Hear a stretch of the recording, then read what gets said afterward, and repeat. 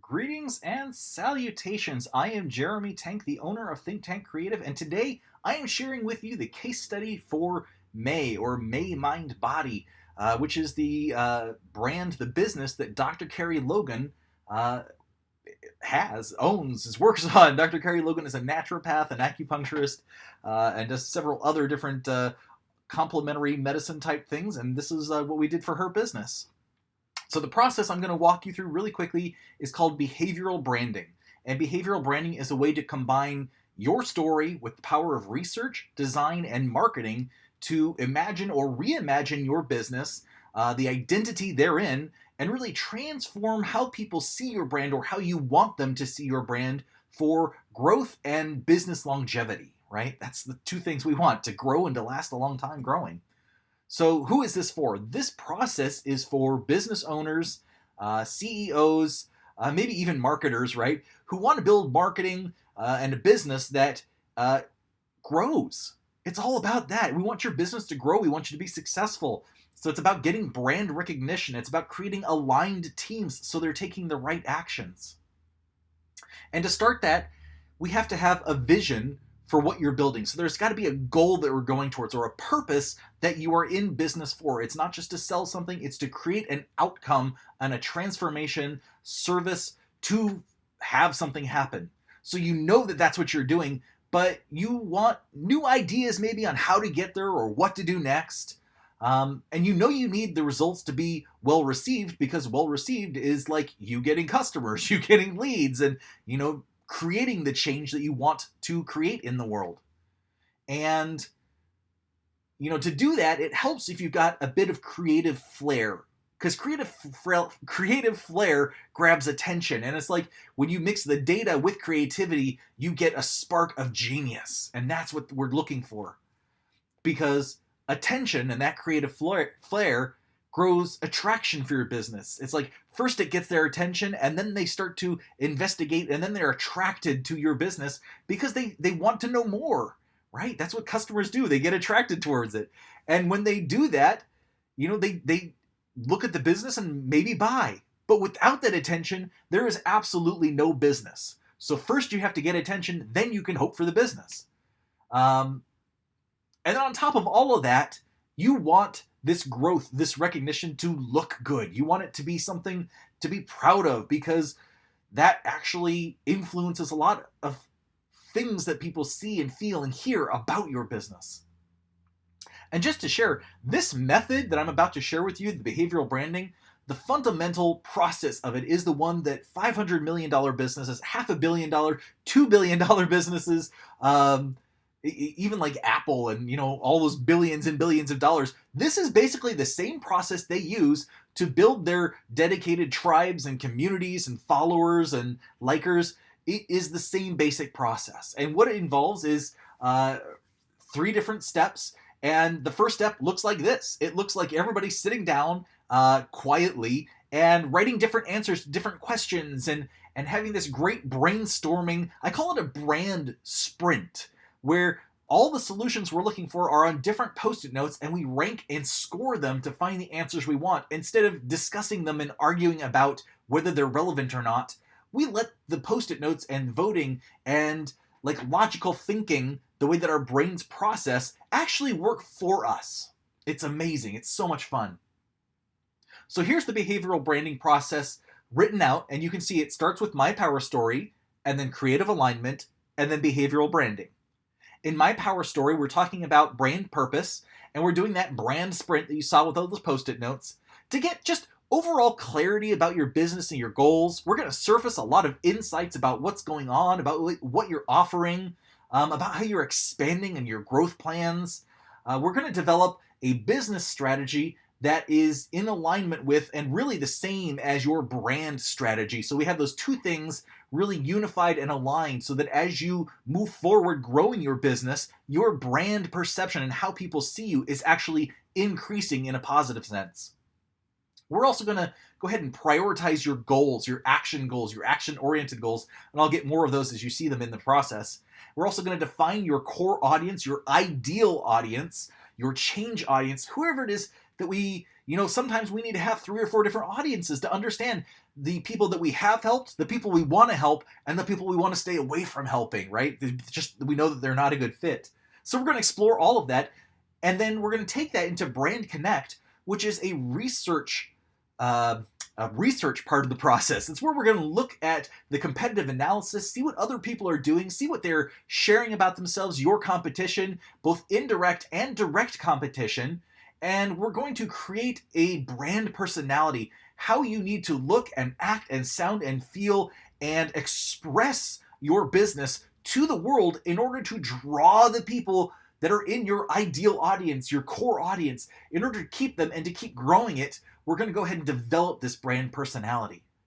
And then in behavioral branding, we take all of that information, all of those insights, and we transform it into a brand system with brand identity, which most people think of as a logo, but it is also colors and typefaces and the way that things stack and are presented and capture attention. We systemize that so that it can be consistent as you apply it to all touch points, like websites, emails, videos, social media content, all of your funnels, any brand experiences. Say you're doing stand-up workshops, or you are doing, I use this entire process with a corporate event, and the brand experiences were all about reinforcing what that event was supposed to do and the feel that the audience, the people who were walking through it, were getting, and it had to feel very old school Hollywood, and that was tons of fun. But that applies because every step of that was just taking that brand system and breaking it down and applying it to all the different places. So let's go ahead and show you now how that comes together with the case study for May or May Mind Body. Her website's May Mind Body, for Dr. Carrie Logan.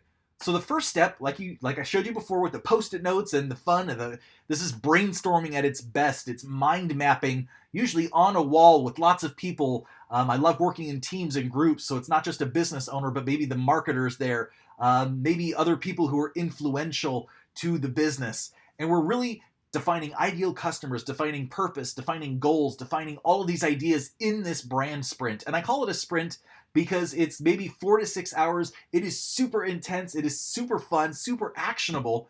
And it has to be because we're getting lots of stuff out of it. And some of the stuff we get out of it, we show you in my action plan. This is the result of my power story, the brand sprint. The result of this process is this report that you get that showcases what you see at the top there is the ideal customer, the person who we think they are, where they are in their journey, what they are experiencing, why they need your business. And then next down from that is actually a look at Maslow's hierarchy of need to show, like, where is this business? What are we actually supporting and falling in terms of need for this individual so that we can maintain that connection as they grow and as the business grows. And below that is a sample of how we were looking at the positioning in terms of who this business is, what they want to offer, businesses that are similar around them, in this case in the Ballard, Fremont, Washington area, and how to present something that really stands out from anything anyone else is doing. Here's those action insights I was talking about. So there are 3 primary areas of action insights that are the most interesting, the most important to me as a consultant to share with my clients. And the first is, I will increase awareness of my business by, right? Awareness is other people learning about your business. So we would think of ideas like, live workshops or stand-up events or, Facebook ads, digital marketing in general, outbound calls, inbound information, videos, anything that gets people to share, like, see. It's all about creating perception around the business. After that is the I will increase revenue by part of this. And there are only 3 ways to increase revenue for a business. Increase the amount of customers coming into the business, increase the amount of sales that they have, so more things that they purchase or more times that they come back to purchase the same basic service. And 3 is charging more. Offering something in a way that it is increased value and they see it that way and they pay more. Those are the only 3 ways you can increase the amount of money that a business makes. So we kind of explore those and break them down into tasks and objectives in this section of the action insights that allows you as a business owner to really move it forward. And then last, I will increase efficiency for my business. Efficiency is something that a lot of business owners don't really think of because they're so busy problem solving, right? But efficiency, when we look at it a different way, let's just imagine that we can make your business 10% more efficient, meaning it needs 10% less eyeballs to make it work. It needs 10% less hand holding to make things happen, which means that those people can do other jobs. Some of this stuff is just automation, which means that you are saving money by not spending it fixing and doing these things. So if we increase revenue and increase awareness, then we are bringing in more money to the business and we are increasing efficiency, so we're saving more money from the business. The difference between those two is an increase in profit, and that is fantastic for a business. The next step is creative alignment. I'll go ahead and show you what we see on the top here is Facebook and general web searches for naturopaths, acupuncturists, all sorts of different transformational medicine practitioners, complementary medicine, integrative medicine, and different ways of looking for the businesses that are out there doing this. We are looking at how they are talking about the business. We are looking at what they are sharing, what types of pictures they are sharing, so that we can not do that or do it in a better way, in a way that really reaches out to May's customers, to Dr. Carrie Logan's customers.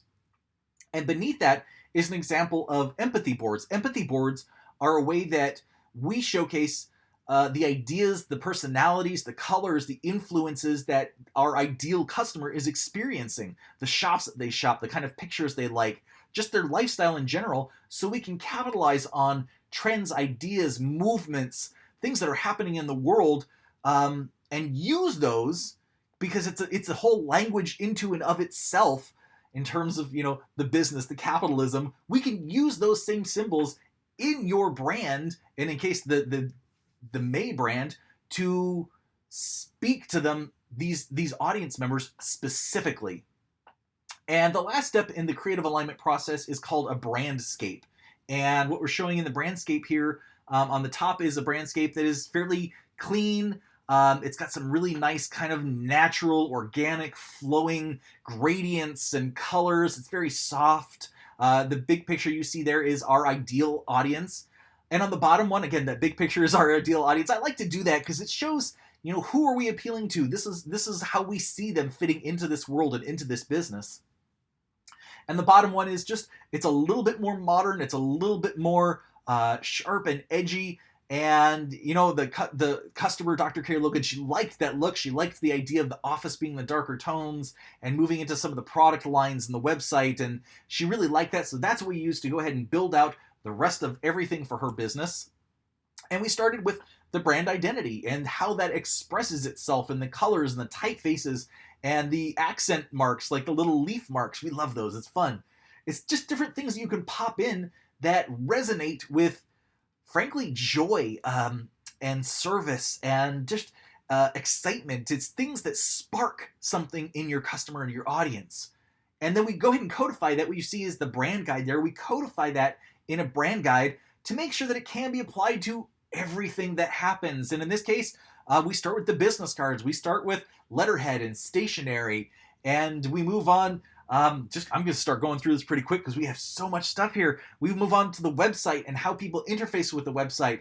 Websites aren't just pretty. They are brochures. They're ways that people learn more about the business, but they also have to be effective at getting people to click a button and sign up for a service or buy products that you sell. So they have to be not just pretty, but effective at business as business tools, including the social media tools. The social media tools, we created a bunch of different templates for May that had the same colors and the feel and the look, everything, so that it all remains consistent. And as customers see this consistency from location to location, online and in person, it builds this feeling and it creates an emotional resonance that gets locked into their brain that this is May. This is what I love. This is the experience. And when I go there, I feel cared for.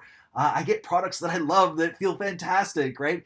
That is what builds the brand transformation of building a community and building a tribe.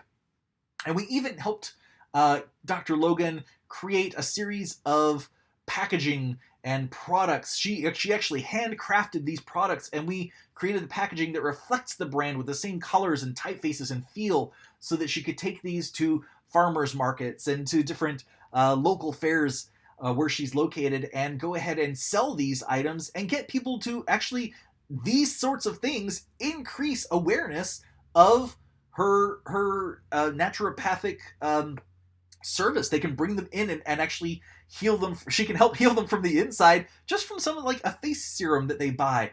And it's, these are not just ways to expand the business, they're conversation openers. And when we initially talked, she was sort of lukewarm about it, but it grew and grew so that it was something she was really interested in. So here's the deal. If you want this for your business, if you are a doctor, a naturopath, if you are a dentist or a chiropractor, and you're like, wow, I really want to up my game. I am not quite there yet, and I need this same sort of transformation in my website, in my social media, in my marketing. If you want this for your business, then you can schedule a free alignment call at thinktankcreative.net. And that's what the picture of the website looks like right there. And read about the process there. You can even watch some videos that show a little bit more. I've got an hour-long webinar on there about behavioral branding that shows deeper what this process is like and how effective it is in transforming where you are to where you want to be to pursue the purpose, the goals, the vision you have for your business. And I really look forward to meeting with you and serving you to the best of my ability. Thank you so much.